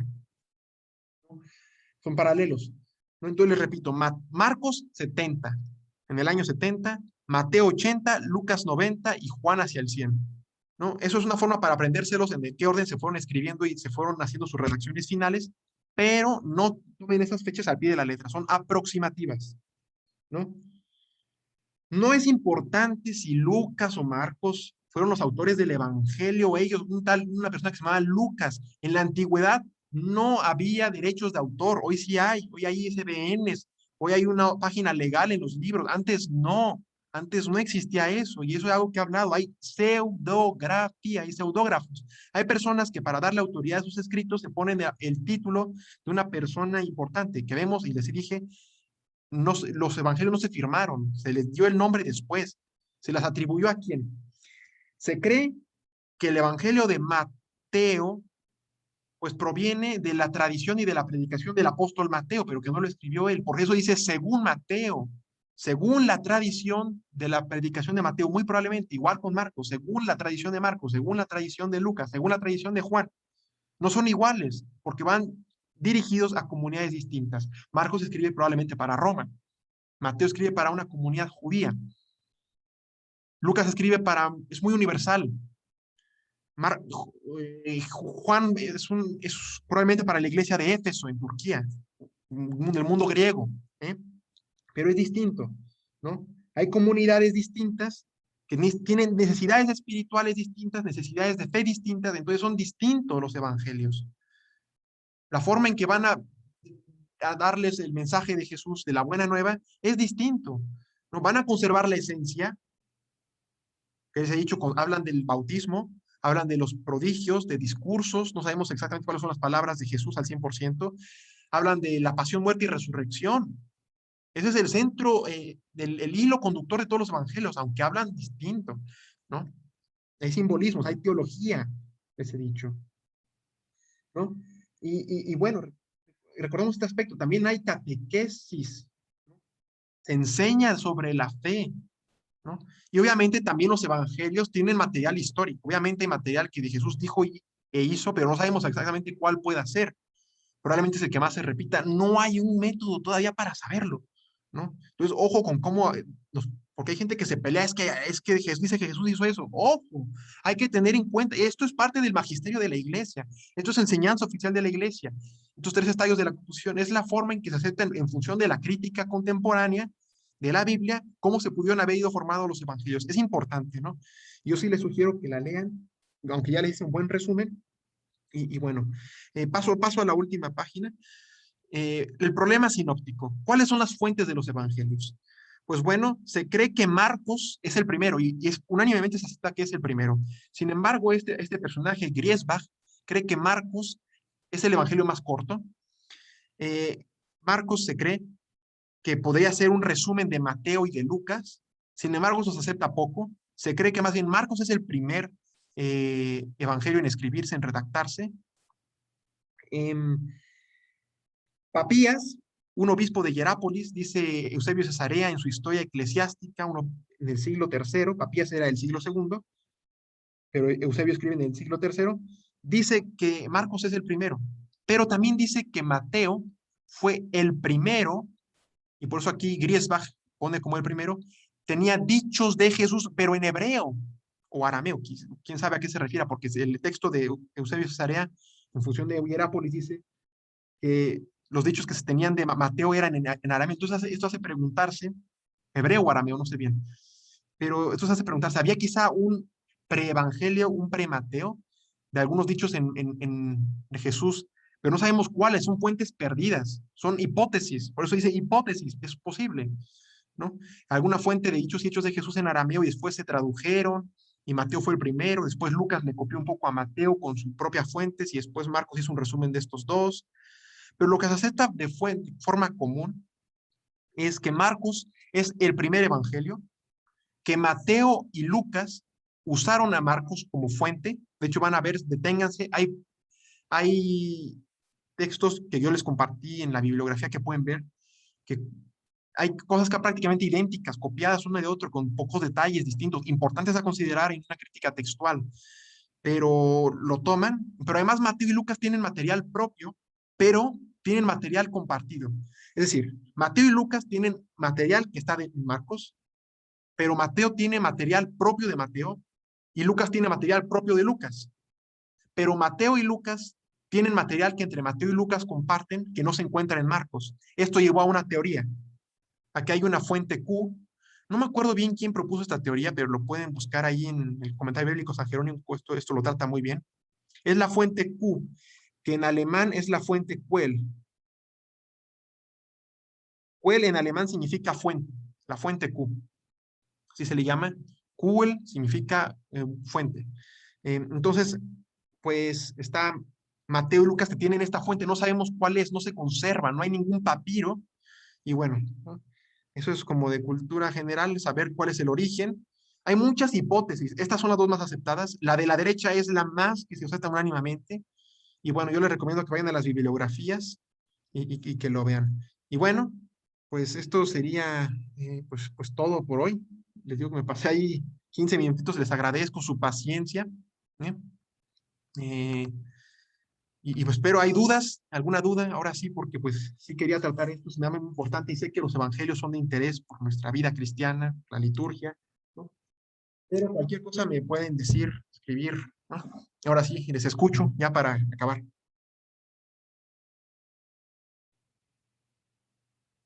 Iba un poco rápido, entonces pues, no sé, alguna duda que haya quedado por ahí.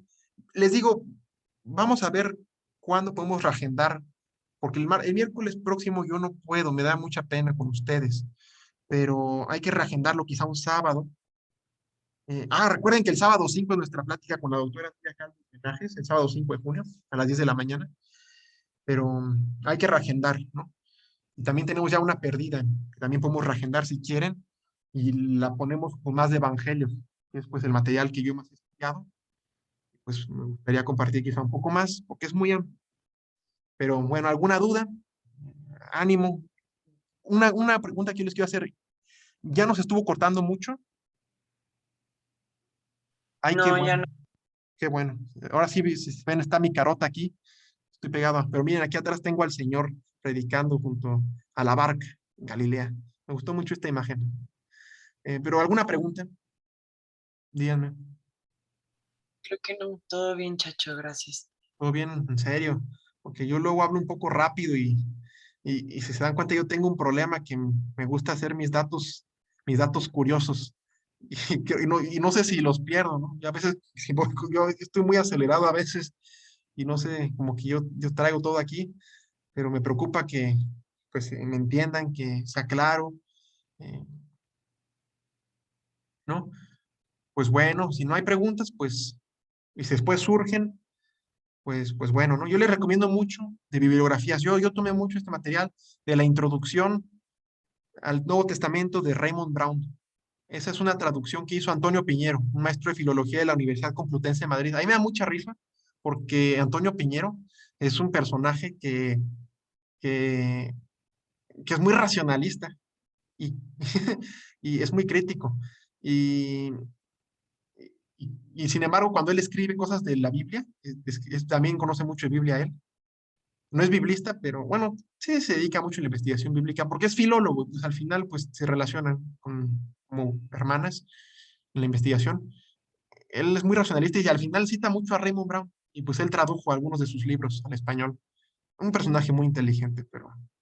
De hecho, hay un libro que yo les iba a recomendar de Antonio Piñero, que es un resumen de muchas cosas que, por ejemplo, explica Raymond Brown, pero, pero preferí no, por la forma en la que abarca, siento que puede confundir a algunos. Pero bueno, sí, la introducción al Nuevo Testamento de Raymond Brown es buenísima. Hay un librito que por aquí también tengo y que estuve viendo. Es un librito bien pequeñito de 100 páginas y tiene muchos cuadros comparativos. Bueno, no cuadros comparativos, pero tiene como cuadros muy pedagógicos, ¿no? Que se llama, eh, ¿qué es un evangelio? Se llama. Es de Luis Heriberto Rivas, de la editorial Claretiana. Eso también se los puse en las Google Drive. Es un librito chiquito de 108 páginas, pero muy fácil de leer, ¿eh? No crean que es algo complejo. El de Raymond Brown es un poco más técnico, sí es más técnico, pero leíble. Raymond Brown me parece que es un personaje que se va a entender muy bien, muy claro. Es genial ese cuate. Yo le agradezco a Fray Chucho, que es mi maestro, que a mí me enseñó Biblia, sus recomendaciones de Raymond Brown. Excelente, excelente maestro bíblico y excelente autor, excelente escritor, porque hay quienes son muy buenos biblistas, pero no escriben bien, o no escriben, ¿no? No todos los biblistas escriben. Sí les recomiendo estas fuentes. Los cuadernos bíblicos, que les he nombrado muchos, sus cuadernos bíblicos, que es una colección francesa que tradujeron los del Verbo Divino, esta editorial española, pues tiene muchos de los evangelios. tiene, tiene mucho, pues ahí vean, pero hay cualquier duda que les surja, pues pregúntame, yo espero poderles responder bien. Y bueno, ahora sí, pues me despido y nos ponemos de acuerdo para la próxima sesión, ¿les parece? Sale, pues espero que tengan bonita noche y pues les mando un abrazo y pues nos estamos viendo y estamos en contacto y muchas gracias, por su participación, por su presencia, por su interés. Gracias a ti. Gracias, hasta luego. Ay, Gracias, aquí, adiós. Adiosito, adiosito. Luego, gracias.